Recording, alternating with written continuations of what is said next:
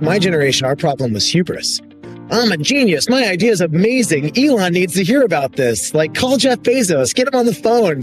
He needs to know about my new subscription shoe company. It's like, who cares, man? But we all had way more hubris than we should. I'd say the problem facing today's generation, as you mentioned, there's a great book called The Anxious Generation by Jonathan Haidt. A lot of it is imposter syndrome and anxiety, right? I think that just know that the hidden truth of the world is that this is all things that were made by people and can be remade just as easily.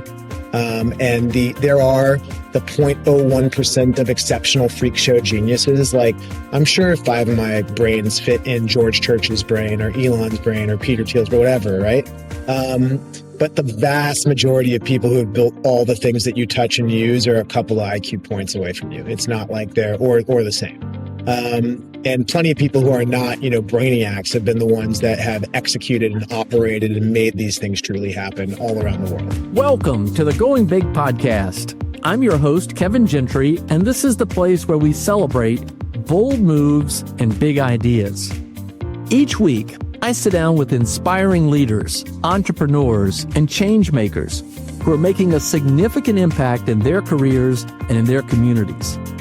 Whether you're looking to level up your leadership, pursue your passion, or just get inspired to take your next big leap, this is where those stories come to life. Now, if you're listening on iTunes, YouTube, or anywhere else you tune into podcasts, be sure to hit that subscribe button so you'll never miss an episode.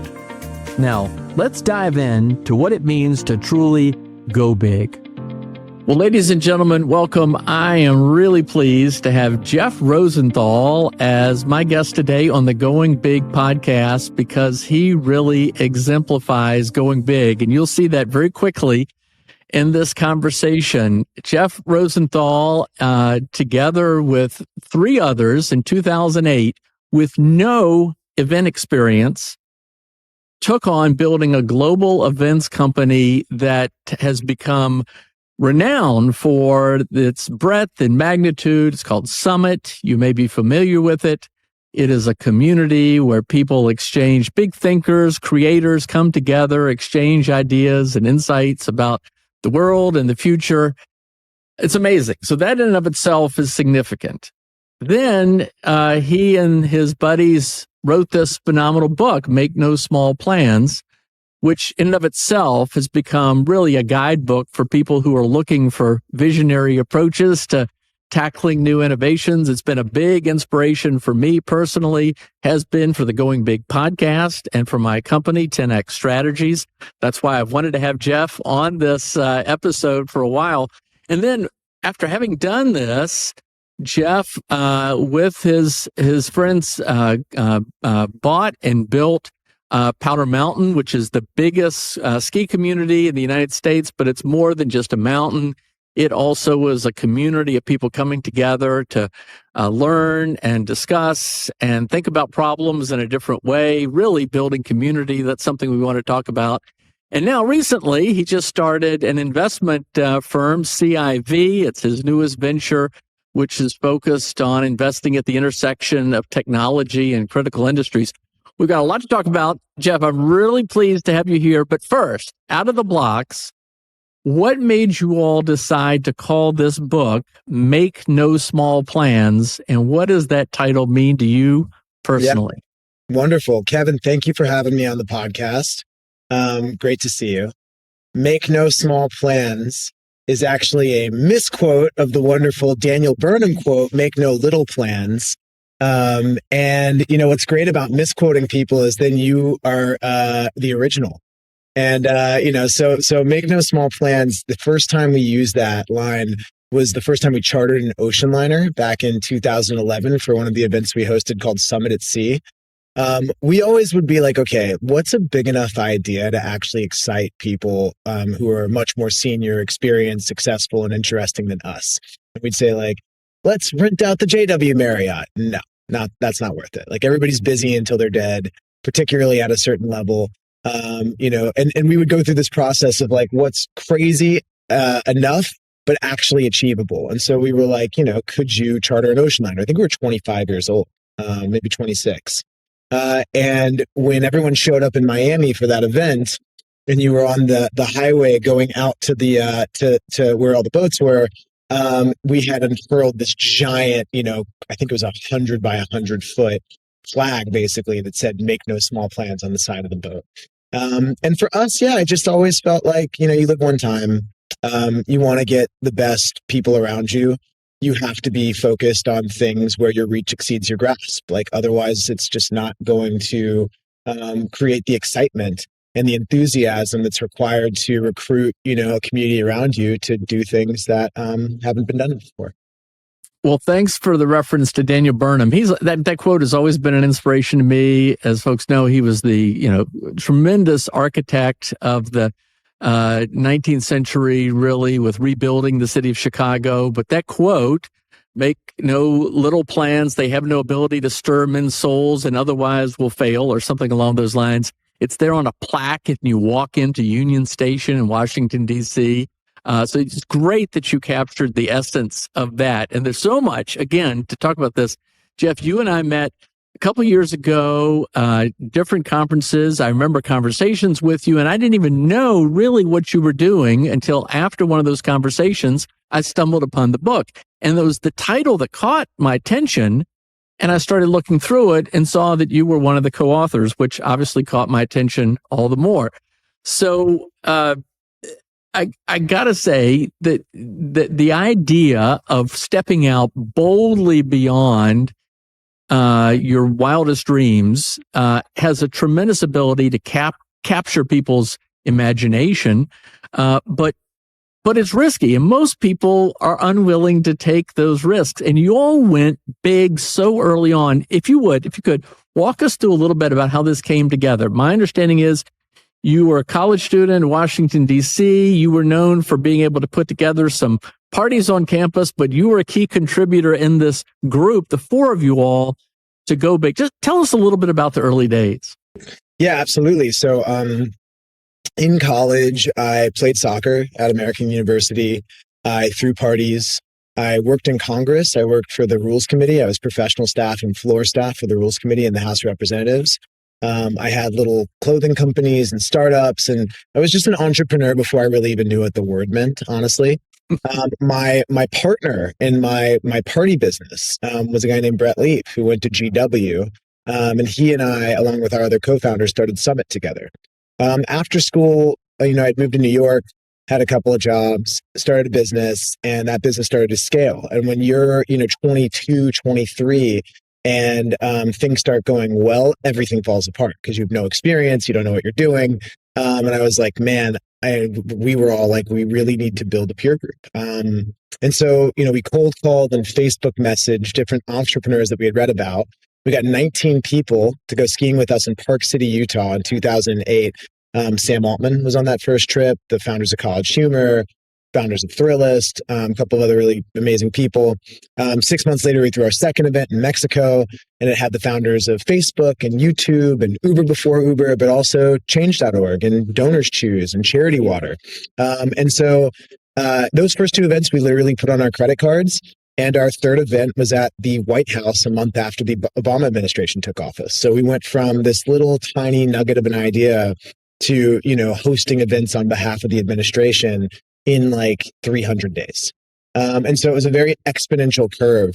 And funny enough, at that event, Tony Hsieh, who actually has since passed away, but he was the founder of Zappos. He wrote a great book called Delivering Happiness. He pulled us aside after that event and he said, hey guys, are there people here who, if they didn't have their personal and professional success, you wouldn't have them to your parents' house for dinner? And we were like, yeah, of course. There's some people here that like, we don't want to have to our parents' house for dinner. But that's not what we were tasked with. We were told to bring the, best and brightest founders in America. And he's like, yeah, well, they can't come anymore. Because when you're building a community, culture is the most important thing. And if people don't fit that culture, you're ultimately not going to go anywhere. And until that moment, we didn't realize we were building a community. And that night, we literally didn't sleep and just kept thinking about that. And we came up with our criteria. One, are these people innovators in their field, regardless of the discipline? And two, are they just kind, open-minded people that, regardless of their professional success, we would be, thrilled to introduce them to our folks? And then, our conferences got more and more sophisticated, and, we hosted incredible people.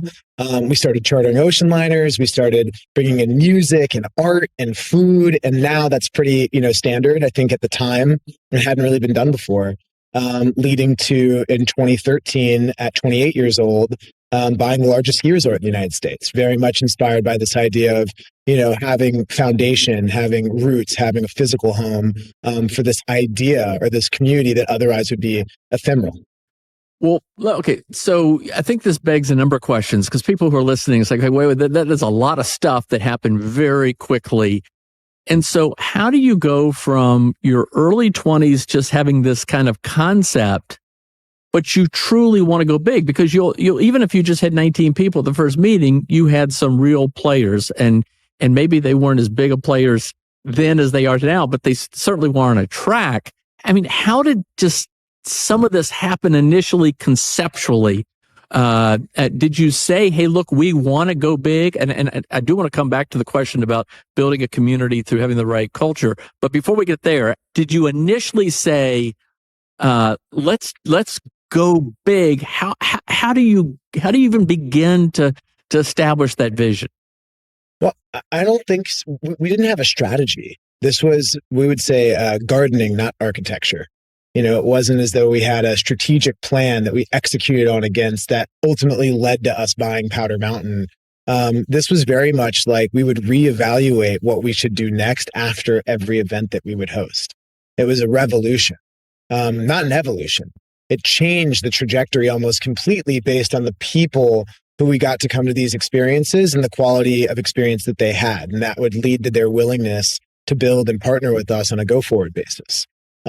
So no, we weren't like, hey, let's go big. But I do think it was part of our culture from the very beginning. Like we had ambition, certainly, but we were having so much fun. There's this great enthusiasm. The root of enthusiasm in theos in Latin means with God. And if it's fun for me and it's work for you, I'm going to run circles around you, and vice versa. So, I think that foundationally, what enabled us going big was partnership. We would sit around the phone, cold calling people, more or less, or getting on the phone with these folks who didn't really want to spend time with us, and ultimately would leave them convinced that they should actually spend money to come to our gatherings. And that really came from sitting with my co-founders and us hearing each other articulate, our vision for what this thing would become. We also all lived together. And then we did that for almost 5 years, not just the founders, but the first 20 employees. So it was 4, and then it was 6, and then it was 10, and then it was 20. We would move the whole company to a new city or place every 4 to 6 weeks. And then once that scale, 4 to 6 months, leading until we ultimately moved to Utah and bought Powder Mountain.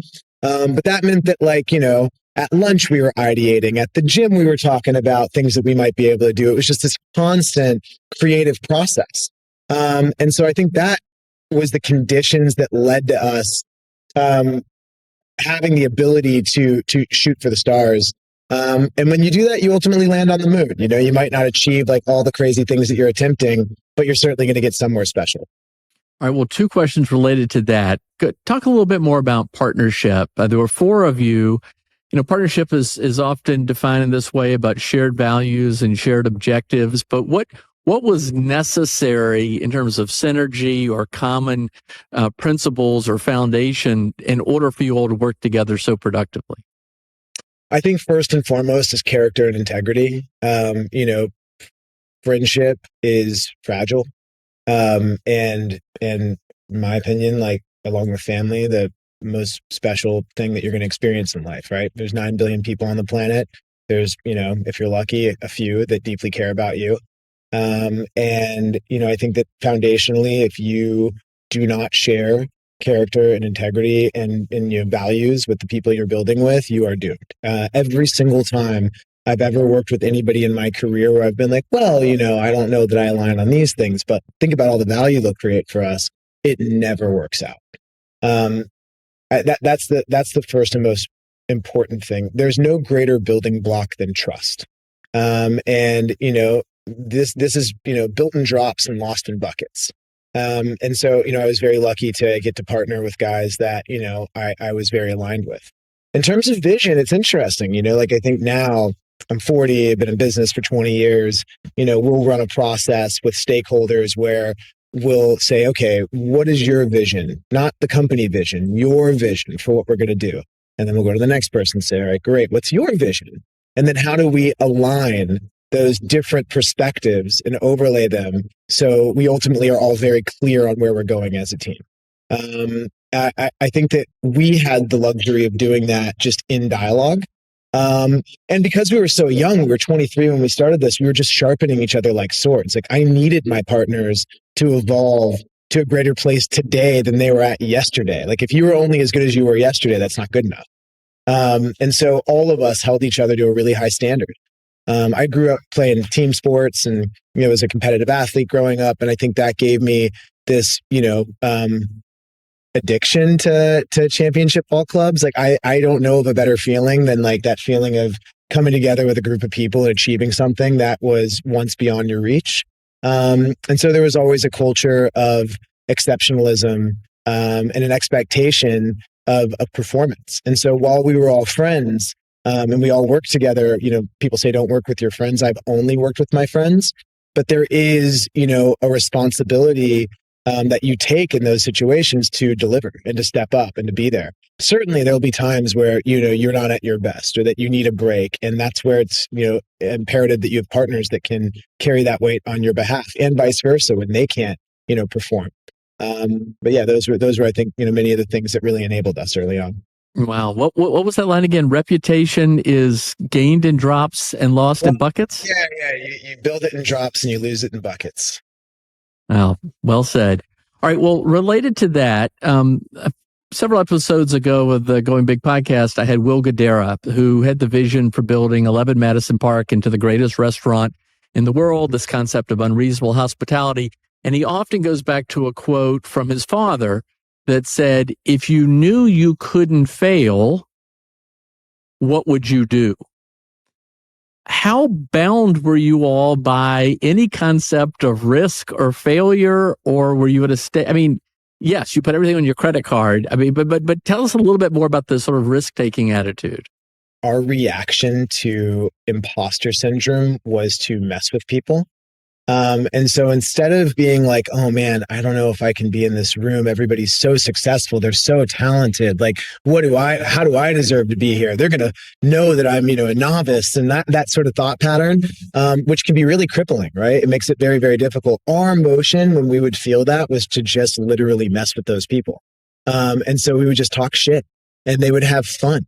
And so it wasn't about, like, the professional relationship first in those interactions. It was like, at a minimum, this is going to be their favorite interaction of the week, right? Like if we can achieve that, then there's likely a door that's open for us, on an ongoing basis. And so, I think that was extremely empowering.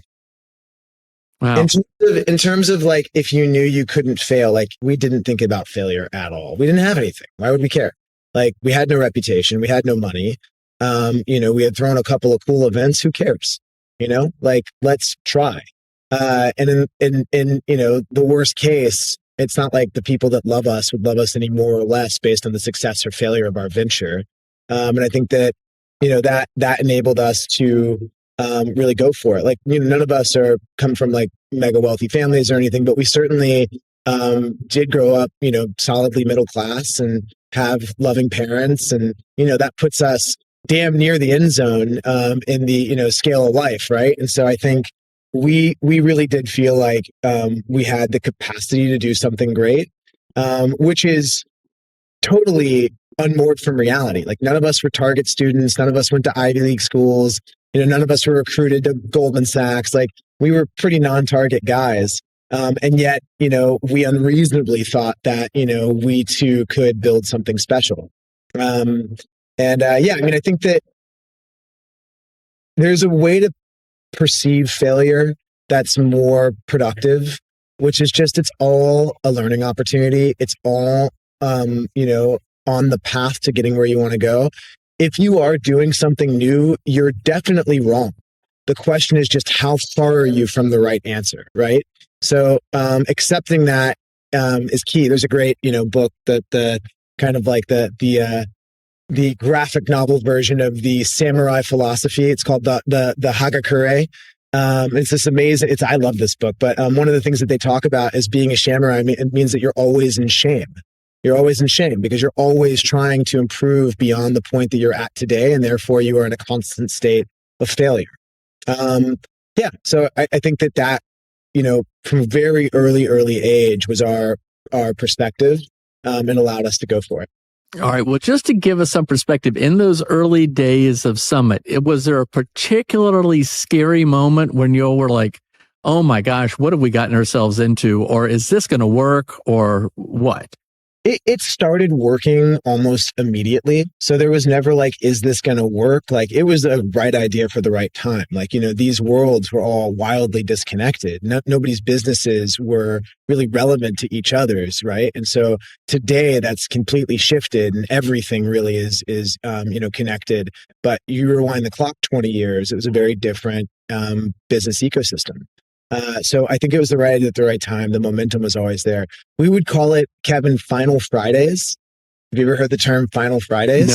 No, please go ahead. Final Friday is the last day you can wire the money because the bank is closed. Right. We had plenty of those where it was like, we've all been there.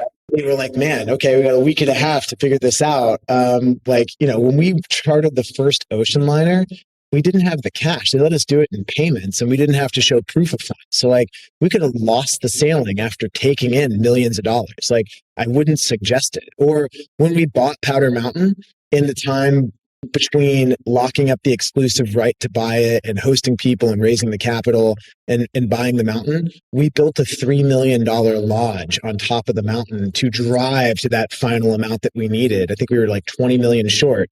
And so we took 3 million of our earnest capital, the money that wasn't in escrow, and built this lodge. Had we not completed the transaction, we just would have, built the owners a nice lodge.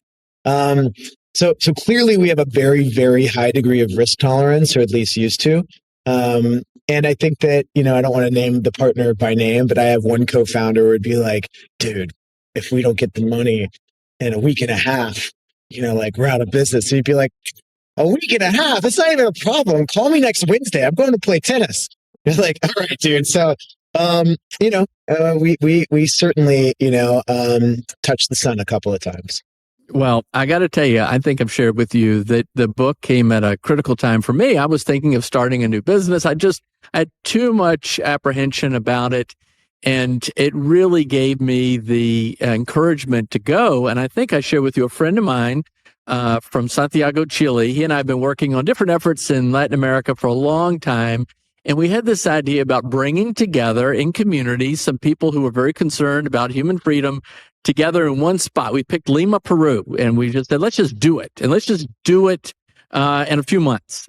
And it was about 3 weeks out where we were like, we really probably ought to pull the plug on this. This is crazy. We are in over our heads. It's not going to work. And I'm telling you, it was just like, let's just go. What's the worst that can happen? And it worked. And there's a lot to be said for just going. Well, tell us a little bit more about First Summit and then Powder Mountain. First Summit, in terms of, it's not just an event, it's a community. And you talked about how culture is important to that. What's the goal? What are some good things that have come out of it as a result of bringing people together like this? Yeah, we always refer to it as a mutual aid society. This idea that our liberation is bound up together. I genuinely get more pleasure out of being a part of the stories of people who I either care about or am inspired by, and supporting those people and the things that they want to achieve in the world. I certainly have my own ambitions that are also equally unreasonable, but it's what made us real community builders. I think, there were 1,000 others that started around the time we did. Ultimately, the reason Summit, really lasted and was durable was because the people at the top of that organization truly were doing it on behalf of a community. It was not a, scheme to eventually make money. It wasn't, and it was really about what we were saying, what it was about. There was no extractive, ulterior motive. And people really felt that.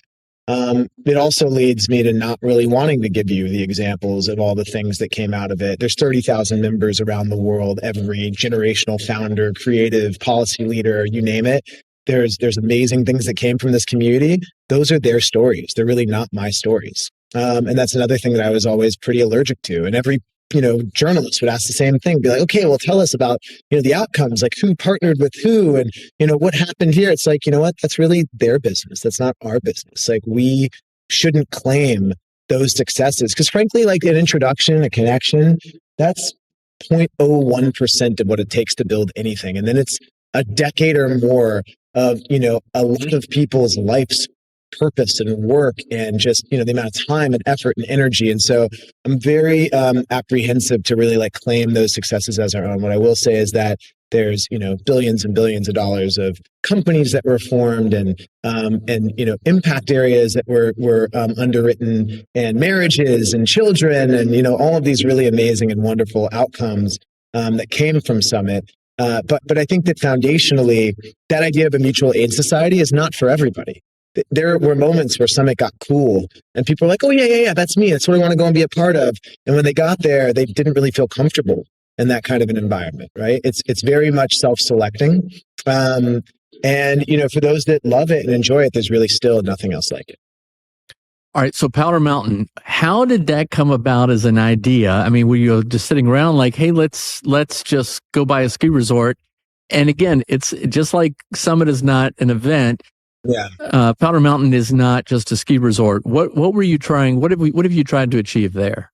Yeah, sure. So I'll tell you the story, Powder. So we have amazing mentors. Just our friends and our mentors put us on game. Like I can't overstate how like non-intellectual, how like, meddling we were as entrepreneurs. We're decent. We're not great. We're not, peers with the best in our generation when it comes to like scaling, operating and executing a world-class business. But, with the friends and the mentors and the people that we had gathered around us, we really had amazing references. And so Summit's rolling and people are like, man, you really got to learn about Black Mountain College. You got to learn about the Bauhaus. It was a physical building, a place in Austria. Incredible culture. You could be Kandinsky, like building the foundations for Impressionism, and you're still going to teach house painting classes, right? And so their idea was, we're all just blue collar people, and we reach moments of exaltation and make great works, and then we come back down and we, make a sandwich and go to bed and take a shower like every other human on the planet. There was, Gertrude Stein in DC and her salons, or Catherine Graham. Gertrude Stein in Paris, Catherine Graham in DC. There's just these wonderful examples of these physical places or these communities that came together that had lasting impact. And so for us, we had this sneaking suspicion that for Summit to be able to stand the test of time, or at least the culture, because it doesn't even need to be Summit in name, but the culture of this community, it would need roots. It would need a physical home. So we looked at Soho House type models. We looked at beachfronts, and we were 27, 28 years old. We had never developed anything or built anything vertically. So, a lot of hubris to even consider it in the first place. But we were always like, when it's the right time in 4 or 5 years or whatever, maybe we'll pursue this. Powder Mountain was a broken private equity deal. There was a group called Pranaya out of Japan that had 18 golf resorts and 1 ski resort, most of which were underwater. And it was quietly for sale. And so one of the, members of our community had a home out there, said, guys, you got to come and see this place. And we were like, you're a moron. There's no way we'll ever do this. And we'll see you on Saturday. Because we ski and we had heard about Powder Mountain. It's the largest ski resort in America. It's this legendary place that, people who ski there say they ski at altitude. You know what I mean? It's like, just, that's the rule. And we get there and we're standing on top of the mountain and we're looking out over the Great Salt Lake and we can see 4 states from the top. And we're like, this is our destiny. Like, we now have to do this. Funny story. So we threw an event called Summit Base Camp in Squaw Valley. We had 750 people there. And on the last day of the event, about 60 or so of them got a note from us saying like, hey, change your flight, meet us behind the hotel tomorrow morning. We're not going to tell you where you're going. And so there was a bus and everybody gets on the bus and they go to the airport in Reno and there's an unmarked gate with no destination on the screen. Like it's Harry Potter going to Hogwarts or something. Everybody gets on the plane. I get to get on the mic and, do the announcement. And we land in Salt Lake, take everybody out to Powder Mountain and do our first event and kind of tell this first group our vision for like buying this mountain and building this community. It took us about a year and a half to crowdfund the money from, people who we had built a reputation of over-promising and then over-delivering. We were lucky to get some fantastic investors who the sentiment was basically like, guys, today you are not able to succeed at this, but we believe in your capacity to actually learn and grow into this to where we think that you will be able to succeed in it. And so again, very, very lucky that we had these founding members that took this risk on us. And then, we built about 5.5 miles of roads and infrastructure, 5 neighborhoods, deployed about $250 million of capital. We had an incredible time. We were hosting every weekend over that, 2-year run, hundreds of people, music and food and activities. And as soon as those people left, all of the master planners and architects and land planners would come in, and we would run these charrettes throughout the week to figure out how to actually do this, right? So it was insane, but we were young and we had the energy. So ultimately, we grew that over quite some time. It was considerably harder than we thought. Again, like just, reckless naivete, honestly. And I think we got pretty lucky. We did build a plane while we flew it, and we ultimately sold controlling interest about 2 years ago to Reed Hastings, the chairman of Netflix, who was a long-term neighbor at the mountain, who's now the CEO. And goes to the office every day and runs the resort and has very generously contributed 9 figures of capital additionally to continue the development and the art programs and all that kind of stuff. So I'm still a co-owner, albeit a small one. It's now the Reed Show, which I couldn't be more thrilled by. And we're still neighbors. We still host events up there all the time. And I think the vision now, Reed took what we had done, and then he ended up, first of all, expanding the resort even further. It was already the largest resort in America. The announcements that you're going to see in the next couple of months are pretty astounding. And he took half the mountain and made it private and half is public. And so there's a bunch of other fun things that we did out there. There's tons of stories or whatever. But, his philosophy is, one, he wants to make a more approachable and achievable private resort, with Powder. And there's 10,000 private golf courses. There's like 1 private ski resort in America right now. And so this is the way that there's really a financial model to do this. Like, frankly, it was always a struggle. I mean, again, like we were so naive. We raised the first, 40 some odd million dollars to buy the asset. And we're like, oh, roads, infrastructure. That's right. We need more money and, municipal bonds and EB5 financing. And, it was a real crash course. But what I'll say is calm seas make for shitty captains. And I couldn't be more grateful for the whole road. Well, Jeff, what is the difference between a bold plan and a reckless plan? These days, I advise against the build the plane while you fly it metaphor. Like, that's a very dumb way to build anything. And 9 times out of 10, you're going to crash the plane. Don't do that. These days I measure 10 times before I cut once. I'm 40. I have 20 years of experience in business. I have all of the relationships and network and platform that I didn't have when we started Summit.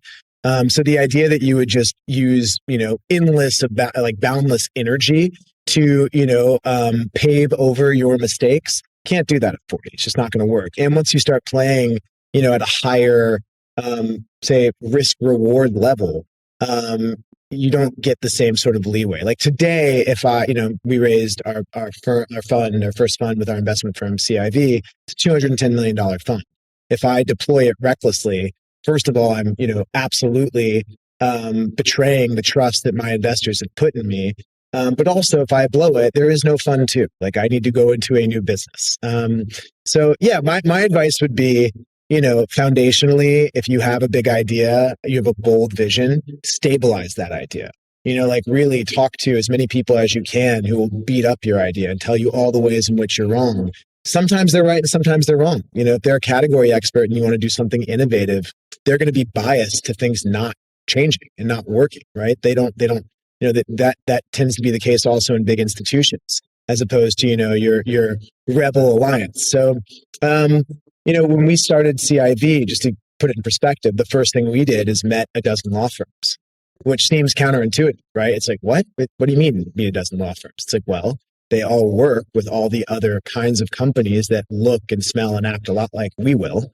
They have all the category expertise. They've seen the ways to do it that are right and the ways to do it that are wrong. And frankly, they want to win your business, right? And so you're going to get some really amazing reference calls with those people who are also experts. And we tend to do this, like, and now at this age, I want to take, hundreds of meetings on a topic area, and I want to understand, all of the different ways that something can be done. And then you can really diffuse that and determine what it is you want your version to be. So, I was a bit, I just didn't have mentors growing up in that way. Like, I didn't know anybody that had built like a big scaled entrepreneurial endeavor growing up in Dallas, Texas. It just wasn't my community. So I didn't pursue mentors. I pursued peers. I went this way, not vertical, with someone, right? And so, that doesn't really help you, miss the, say, hardest won lessons. We were all kind of learning them together. You certainly had, a greater set of resources, but it wasn't like you had somebody with gray hair who had done it before, shoulder to shoulder with you. And so had I been able to rewind the clock at Powder Mountain, I wish that I had just given, a third of the project to Barry Sternlicht and Starwood and say, hey, buddy, you run it. Here's a third of it for free. Make us all rich and successful and all, do what I'm great at, which is building events and community. All right. Well, tell us about your new venture, CIV. You referenced it, but what's your vision there? Yeah. I am in this really incredibly lucky place where my previous ventures were successful. I've built this amazing community of people. I have I have kids. I've had a successful outcome in a business. And so my back's not really against the wall as it once was. And I had this luxury of thinking, okay, I'm 40. These are probably my Jordan years. The next, decade or two are going to be the most productive years of my life. What do I want to do? How do I want to spend my time? Fundamentally, I believe that, nothing great happens in under a decade. Like, that is the minimum it takes to build real wisdom and real scale. And that means that you better love the next thing that you are doing, to be intellectually stimulated in a way where you want to show up and drive, for a decade. I think the Japanese kind of have this, right? Like, whatever it is that you do, build a business, drive a bus. This is all the rock in which you sharpen yourself against in life. It's just all a path to self-actualization. And in this case, I happen to have a best friend, my co-founder, Patrick Maloney. Patrick's built and scaled and sold 3 businesses to publics in the energy sector. And he and I had moved to Austin right around the same time. He had sold his previous business, Inspire, to Shell. I had sold Powder Mountain to Reed Hastings. And we were down in Austin during COVID, really kind of in a similar space. And so we went on this. First, we had to determine whether or not we should build together. Just because you're buddies doesn't mean you should. So we actually wrote each other like pen pals after we would have these dialogues and conversations, because, in a conversations, there's things that can be lost. And so things as simple as like, what time do we get to work, right? Like, what level of in-office participation is required of all of our employees? How do we both feel about that? What's the culture that we want to create? We then looked at holding company models, incubator and accelerator models, and we ultimately arrived at this back and build structure that we're now deploying at Civ. So Civ is short for civilization. We both back companies and also will co-found companies on platforms. So we still get to, exercise our entrepreneurial spirit in a way. It's certainly entrepreneurial building an investment firm. Like, it's a startup like any other startup. But we also still have this function where we actually can launch things off the platform.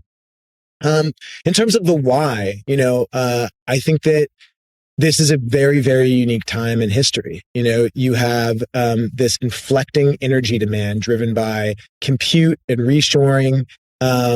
You essentially have these multi-decade megatrends all coalescing at the same time. So first and foremost, AI and compute. You have both the immense power needs behind it. You have the whole digital infrastructure vertical. And then you also have how AI will truly transform every single aspect of society and business. We're then reshoring after 30 years of globalization, critical industries of all types, right? And without deep advanced manufacturing and automation coupled with software enablement, it will not happen. We just fundamentally do not have the assets required to reshore these industries in the United States and build them new. Right now we don't refine uranium in the United States. We don't refine lithium. We have one copper mine that's at full capacity on a global scale, right? So ultimately, we don't make transformers in the US right now. There's just 1,000 of these things that we need to do really for long-term prosperity. And it will require a real industrial evolution to take place. And then the third is power. We say that we want to electrify everything. We want a 3x electricity consumption in 10 years. This is a physical impossibility. You can't scale power like the internet. It just doesn't work that way. This is steel, and this is rebar, and this is concrete, and this is like dudes in hard hats and work boots on job sites. Like, just does not scale that way. So it's also now becoming clearer and clearer that it's a national security imperative. And it always was the greatest input to prosperity. So I think we're energy blind in our society. We just don't really realize how foundational power is to all of our prosperity and how it always has been. If you look at healthcare outcomes, education outcomes. And so we invest across all these things: energy, robotics, AI, supply chain, logistics, manufacturing. We're very founder driven. Like, I've just never seen an outlier company that wasn't built by an outlier founder and a remarkable team. I don't believe in hired guns. Like, I'm not going to take over that business and run it if that founder who had that vision isn't present. I just fundamentally don't think it can be a venture scale return, which is a very specific thing. Like, there's plenty of amazing businesses in America that you can build. You can make millions of dollars. You can sell those for tens of millions of dollars. That is not a venture scale return. This game that we are in is about 20x outcomes, right? So we tend to focus on scale tech, not deep tech, meaning that we're not doing things that are with significant science or technology risk. If it's in the lab, it's not for us. I'm not a PhD. I can't help you there. But we do fundamentally believe that the chasm to cross with the vast majority of things is one of execution, not one of pure invention. We then like to test customer demand. So we literally underwrite and subscribe commercial partners through our investment process. Founders love it, right? Because they walk with really high trust, high reference customer relationships. And that's the best way for us to know how the market sees that product. Will you buy it? On what timeline? At what scale? And then it allows us to back into competitive unit economics. And so this sounds a little obvious, but if you've seen how a lot of these things have been invested in the last 5-10 years, there are a lot of things that people have bet on in huge ways that at the end of the rainbow just do not have fundamentally competitive unit economics. They will not scale. And it's been a blast, man. So this is our first fund. I have one other co-founder named Abijoy Mitra. He joined us from Cotu, where he was a general partner. And previously was at a firm called Valor Equity Partners. They were the lead directors at SpaceX and Tesla.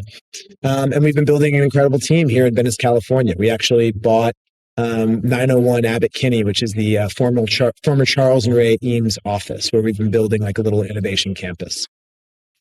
Well, you are certainly making no small plans. You pack a lot in there. And you know Tyler Cowan, Jeff, Brendan McCord. I've had them on recently on episodes where they both talk about, with respect to artificial intelligence, we ain't seen nothing yet. I mean, it's just going to be mind-blowing, the pace of new innovation. So good for you. Well, I want to bring this to a close with some additional advice that you might give to those listening. The first is, what would you share with people who just deal with the psychological barriers of, I just can't, even if I dream this big, I just can't do it? How do you, it's just easier to listen to those who say, don't do it, it won't work, often than it is to that little voice of encouragement, just go for it. What would you share? What words of encouragement would you offer? Well, first and foremost, if you think you can't, you're right. Just first principle, start there. If you think you can't, you're definitely right. So changing that mindset, of course, is essential. And when I talk to kids these days, like my generation, our problem was hubris. I'm a genius. My idea is amazing. Elon needs to hear about this. Like, call Jeff Bezos, get him on the phone. He needs to know about my new subscription shoe company. It's like, who cares, man? But we all had way more hubris than we should. I'd say the problem facing today's generation, as you mentioned, there's a great book called The Anxious Generation by Jonathan Haidt. A lot of it is imposter syndrome and anxiety, right? I think that just know that the hidden truth of the world is that this is all things that were made by people and can be remade just as easily. There are the 0.01% of exceptional freak show geniuses. Like, I'm sure 5 of my brains fit in George Church's brain or Elon's brain or Peter Thiel's, or whatever, right? But the vast majority of people who have built all the things that you touch and use are a couple of IQ points away from you. It's not like they're or the same. And plenty of people who are not, brainiacs have been the ones that have executed and operated and made these things truly happen all around the world. And so, and I think that when you interact with people like that and meet them and humanize them, it really helps you see yourself in that state. Friend or fan is an important, early foundational piece of advice I got. It's like, you're either going to be a friend to these people or you're going to be a fan of these people. I don't need any fans. I do need friends. I like talking to people who are passionately interested about the things I'm passionately interested in. And if you ask me a good question, I get to reinforce my own knowledge, learning, expertise, and enjoyment, right? Like, I enjoy these conversations. So I'd say, truly finding something that you are enthusiastic about so you can build your own expertise and you are worthy in a conversation with someone you admire where you're also adding value. Entrepreneurship's not for everybody. It's okay. Like, I refer to it as an affliction. I'm afflicted by creation. Now I can say I'm enthused, or I can use much more flowery language. But the reality is I'm going to die with my boots on. It's okay. Like, I know this. It makes me a better husband. It makes me a better friend. It makes me a better father. For me, it's the fountain of youth. I get energized by this. Plenty of people get drained by this. And the risk, if you don't deal well with anxiety, do not do this. Like, it's just not for you. You can work with or for an amazing entrepreneurial company. Like, I encourage that. Like, if you care deeply about a space and you don't feel like you are capable of doing what I'm talking about, go and join an organization that you think has a shot at doing it. I really get annoyed about, one of my big gripes with, and I'm on the board of Ocean Conservancy. I'm on the Leadership Council at Conservation International. I do care about, irrecoverable climates. Like, I love the earth. I enjoy nature. But a big problem with this movement is just this whole kind of like, oh, our parents' generation left us with this legacy and now we're screwed. It's like, dude, then get in the game. Like, join an organization that can solve the problem. Imagine if we talked that way about cancer. Oh, cancer, our parents' generation didn't cure cancer, and now we're stuck with the bag. It's like, no, dude, that's not how that space works. Like, people are inventing the future every day in life sciences in ways that will extend our lives and those of our loved ones, right? And so I implore, people not to put the pressure on themselves to do it if it's not for them. Like, if you tend to have a trend line, like you heard me. I was like 19, and I had like 5 projects. I didn't even know what entrepreneurship was. It's just like, that's in my nature. It would make me a really shitty employee. Like, I'm telling you, I promise you, I am a bad employee. Like, I was not good at any job I had. I won't be good at any job in the future. But as like an entrepreneur, as a leader, as a founder, it is a skill set. So all it is to say is that, lean into what makes you exceptional. All of us have something. Every one of us has a gift. Discovering what yours is and then where to apply it and with whom is essential. I'm also not a CEO. I should specify that. Like, I know this about myself. I would be a meddling, decent to poor CEO. I'm a fantastic co-founder. I'm a really good team member. If you throw me the ball, or if you hand me the ball, or if you put me around, the line, I need to sack the quarterback all day long. I'm not the quarterback. That's okay. And there's no ego around that. And so I guess the only other thing I would say, and this is, run-on sentence, but I'm just trying to share some value here. I'm extremely sensitive to extrinsic motivation. I tend to only want to spend time with and work with people who are intrinsically motivated. And so if you're thinking about like the thing that you will buy or how people will view you or any of those things, you're just not going to get there. Like, sure, there's, malignant narcissists who get to, the greatest positions in society, it seems, in this day and age. But if that's not you, which I hope it isn't, and if you're listening to this podcast, you almost certainly are not, you really do need to focus on the intrinsic, what truly motivates you, what's going to bring you personal pleasure every single day, and assume it's a 20-year run. Like, if you don't think you're going to do it for 20 years, don't start.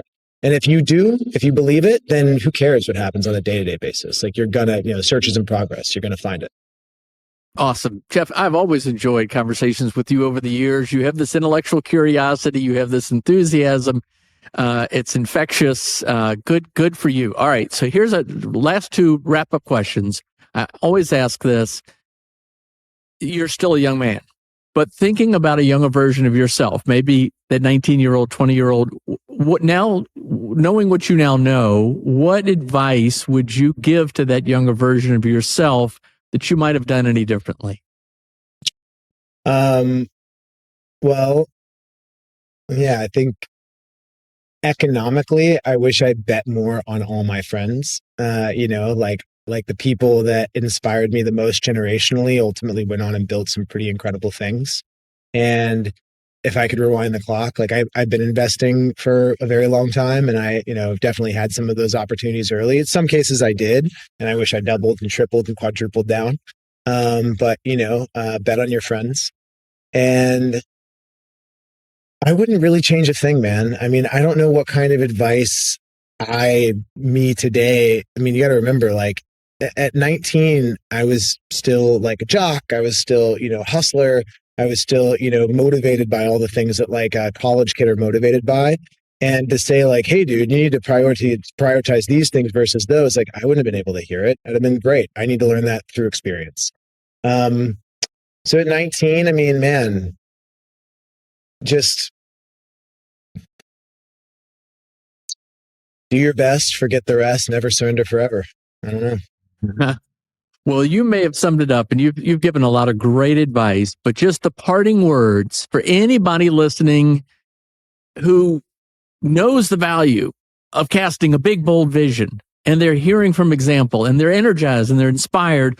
What do you tell them now? Think of yourself now as coach rather than a member of the team. What advice would you share? Yeah. Well, my job now as a venture capitalist is to do this, right? I'm evaluating markets, businesses, and people.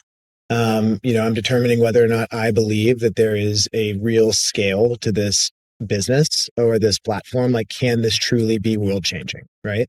Then I'm looking at the approach. Like, do you have an approach that is durable?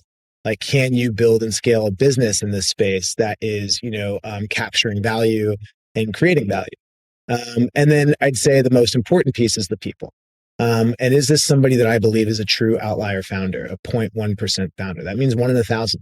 And a lot of that has to do with leadership. Are they coachable? Is a huge piece that we think about. We back people who've built and scaled and won things before. We also back kids that are like straight out of school and they're geniuses with no experience.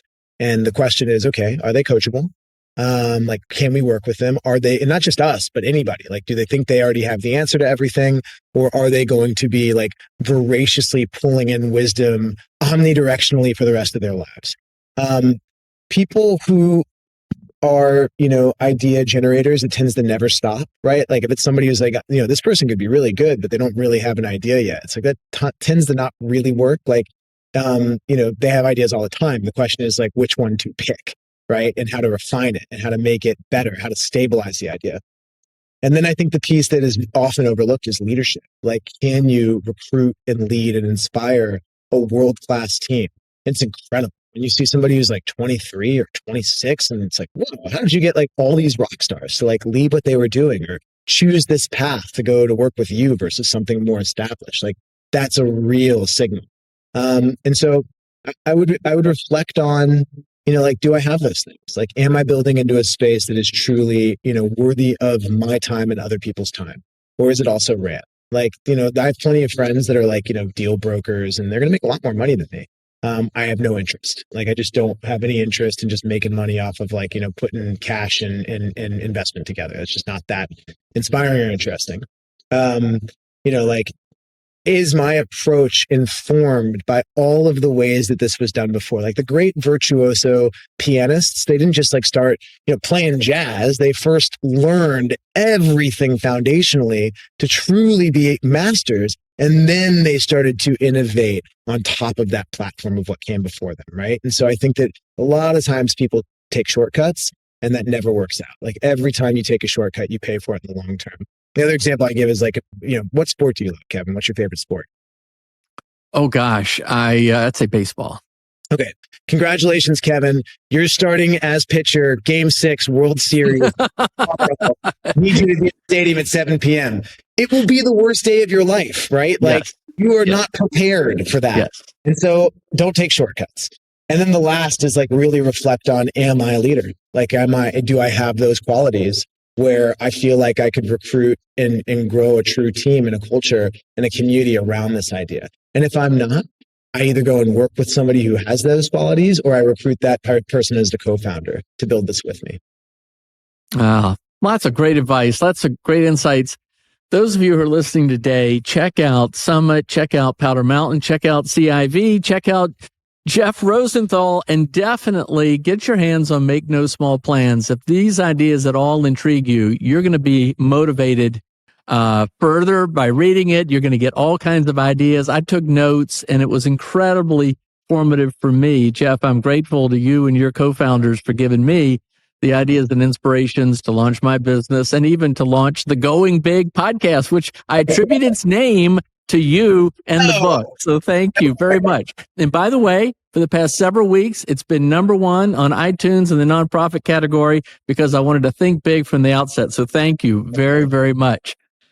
Kevin, you're the man. I mean, that's reflective of your efforts. It's very flattering and kind of you to say, but it's not true. You're the man. That's why. Wow, Jeff, it's great to be with you again. Look forward to many more occasions. And ladies and gentlemen, keep your eyes on Jeff Rosenthal for many years to come. Thank you, Kevin. Thank you for listening. Thanks for tuning in to the Going Big podcast. I hope today's conversation left you feeling energized and ready to tackle your biggest goals. Don't forget to subscribe and leave us a review on iTunes, YouTube, or wherever you listen to podcasts. It really helps spread the word, and it gets these inspiring stories out to more people. You can also find more content, resources, and updates at our website, goingbigpodcast.com. Remember, the only limits are the ones you don't challenge, the limits that you impose on yourself. Keep pushing, keep growing, and above all, keep going big. See you next time on the Going Big podcast.